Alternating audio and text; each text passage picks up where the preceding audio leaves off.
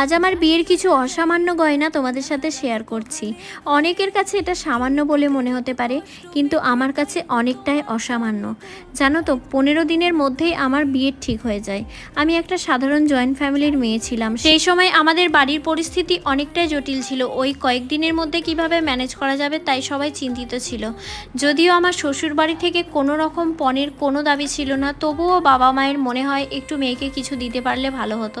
আমার মায়ের যেটুকু ছিল সেইটুকু দিয়েই আমাকে ভরিয়ে দিয়েছিল। সব থেকে তো বড় দেওয়া ছিল আমার মায়ের আশীর্বাদ। তার থেকেও বড় কথা, একজন বাবা মা ছোট থেকে মানুষ করে তাদের সোনার থেকেও দামি মেয়েটাকেই তো অন্যের হাতে দিচ্ছে। এখানে 2 জোড়া কানের দেখছো, একটা আমি বাড়িতে পরে থাকতাম আর একটা আমার মায়ের দিদার মায়ের, বহু বছরের পুরনো। আমার দিদার থেকে মায়ের, মায়ের থেকে আমার, এইভাবেই চলে আসছে। তোমাদের দাদাকে হাড় আংটি দিয়ে আশীর্বাদ করেছিল, সেইভাবে গয়না দিতে পারেনি বলে তোমাদের দাদা আমার সাথে যা যা করেছে এতদিন সবটাই জানাবো তোমাদের। জানতে হলে সাবস্ক্রাইব করো। আর আমার জুয়েলারি কালেকশন কেমন লাগলো জানিও।